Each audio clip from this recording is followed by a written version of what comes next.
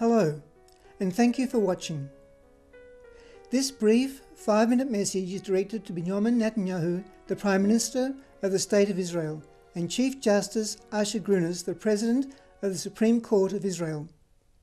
Gentlemen, as a passionate, dedicated and committed Jew, I address the two of you about an issue that is arguably the most important in the Jewish world today, the land of the State of Israel. Specifically referring to the upcoming August 28th hearing in the Israeli Supreme Court concerning the fate of the community of Migron.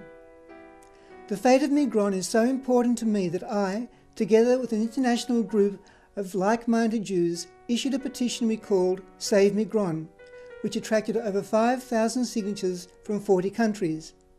Migron today is a secure and peaceful community of 300 souls with thriving educational, religious and commercial establishments. The land on which Migron was established was originally identified as no man's land and was recently legally bought and paid for, so there can be no question about the legality of the ownership. The key question in the Migron case is simply this: is there any proof or evidence that the land legally belongs to someone else?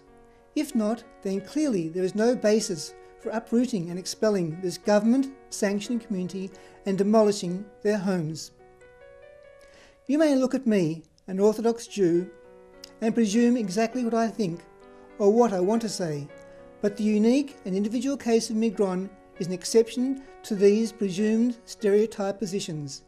I'm not going to talk to you about halacha or Torah, even though I personally believe them. I'm going to base this message purely on hard facts and legal evidence. For a start, the choice of Migron as a place to settle wasn't made in the usual way by the usual suspects.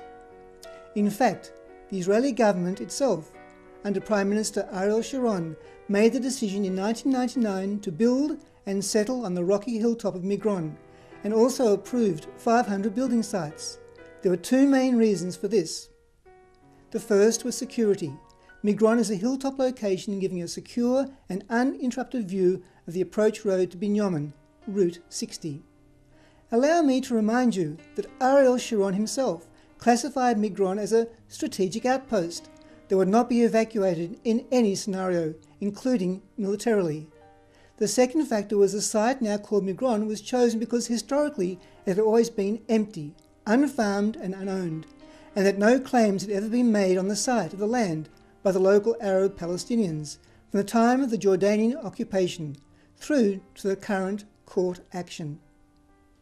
In fact, the only parcel of land in the area known to have been developed, and thus was deliberately left untouched, was outside the boundaries of Migron. Yes, there have been cases in the past where for one reason or another the court has decided that it would be legally correct to uproot and expel Jewish residents from their homes and destroy communities. But that is not the case here.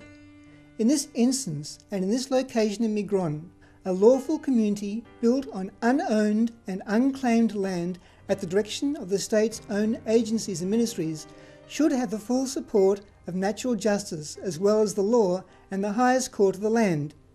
Let me repeat, no evidence of Arab ownership at Migron has ever been presented or found to exist. Recent history has also shown us that withdrawing from Jewish communities in places such as Gush Katif has not led to peace or greater harmony. In fact, over 10,000 missiles have been fired into southern Israel since the unilateral disengagement of Gush Katif in 2005. Ironically, the community of Migron is uniquely characterized by the harmony between its Jewish residents and their Arab neighbours. For example, shopping side by side at the local supermarket. If anything, this aspect of life in the Migron community shows that the way forward may just be through leaving the residents of Migron where they are, so they can continue their peaceful coexistence with their neighbours, rather than remove established, peaceful, successful Jewish communities from parts of Eretz Yisrael like Yehuda and Shomron. In other words, gentlemen, a peaceful coexistence already exists. Expelling Jews will not create more harmony. The deeply disturbing historical lesson learned from previous expulsions and destruction of Jewish communities has been that it has brought more terror, more missiles, more violence, and much less peace and security. Mr. Prime Minister Netanyahu and Mr. Chief Justice Grunis, please make the right decision, the moral decision, and the peaceful decision. Let Migron stay.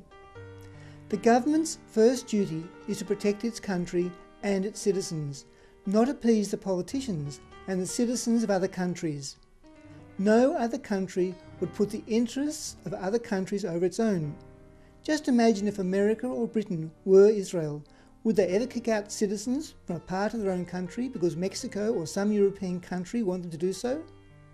Israel will always be criticised, no matter what. That is part of being a Jewish state. Even if Israel stops the building and expansion of communities in Judea and Samaria, the critics will still criticise her about lack of progress in the peace process and demand of her to make still more concessions to the Arab Palestinians.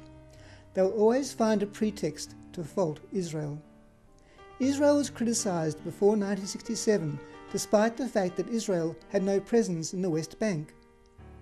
Thank you from me and countless thousands like me who love and want to protect all our land. Join us. Let Migron stay.